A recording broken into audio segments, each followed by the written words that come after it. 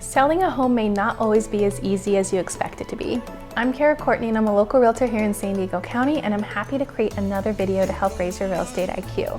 In this video, I'm going to share the 5 common mistakes that home sellers make that can cost both time on the market, sales price, or could get you sued. You'll want to watch till the very end to make sure that you're not accidentally sabotaging your chances for a quick and painless home sale with the sales price that you deserve. Number 1, hiring an inexperienced realtor. When it comes to deciding who will represent you, you have choices. Don't feel like you have to work with the first agent you speak with or an inexperienced relative. Who represents you matters big time, so you'll want to seriously consider who you choose. This person is going to be your lifeline throughout the process. I'd recommend interviewing realtors to get a better idea of whether or not they're the right fit for you, and asking the right questions can make all the difference in finding the realtor that is right. Here are a few questions that you'll want to ask. Is real estate your full-time job?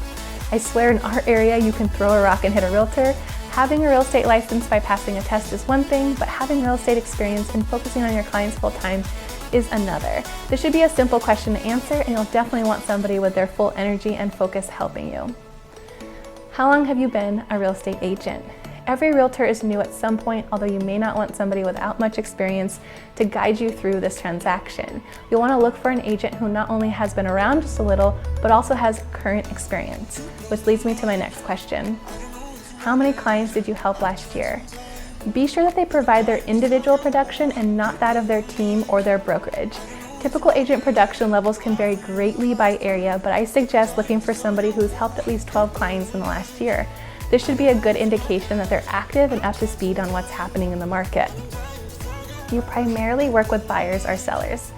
There's a different skill set in helping buyers versus sellers, so you'll want to look for somebody who has recent experience helping sellers and that has the knowledge and experience to help you stand out. Okay, number 2, not staging your home. Even if you've done a great job decluttering your home, there's more to the art of staging than just getting rid of your extra stuff and putting piles away. Home staging is a very specific process in setting up your home in a way that makes it as appealing as possible to the buyers who come through. There's plenty of easy home staging steps you can take on by yourself, but if you're thinking that you might need a little extra help, you can hire a professional home stager to take over and help getting your home looking its absolute best. And if you're located here in San Diego, I have an amazing recommendation for you.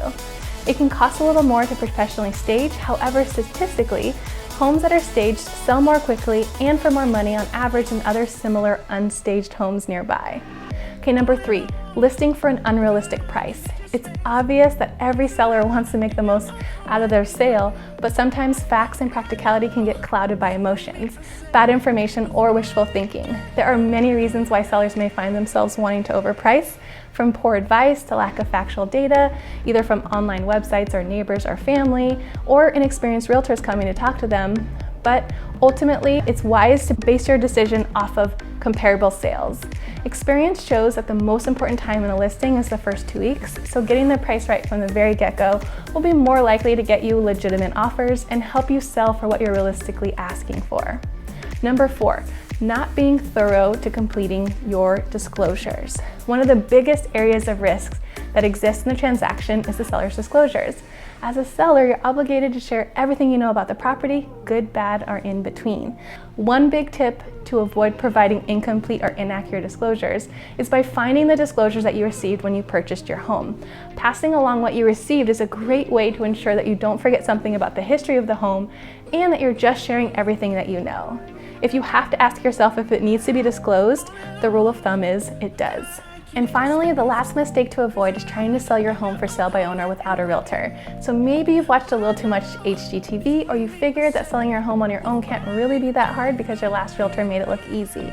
The lure of saving on realtor commissions may make listing your home for sale by owner a bit more appealing, but not only will you likely have less marketing exposure, fewer qualified showings, and you'll have to ensure you're doing all the many pages of paperwork correctly, statistically you're likely to sell your home for less.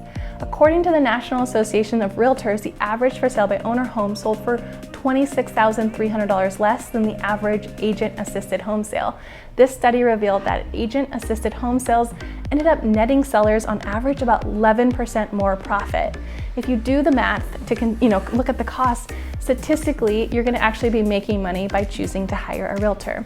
And according to the Massachusetts Real Estate News article, over 80% of all for sale by owner sellers eventually wind up choosing to sell their home using an agent instead. Okay, well there you go. In summary, the 5 mistakes to avoid when selling include hiring an inexperienced realtor, not staging your home, listing for an unrealistic price, not being thorough and completing your disclosures, and number 5, trying to sell your home for sale by owner without a realtor. Okay, well that's it for now, and as always, if there's ever anyone you know who could use my help, I'd be happy to be a resource.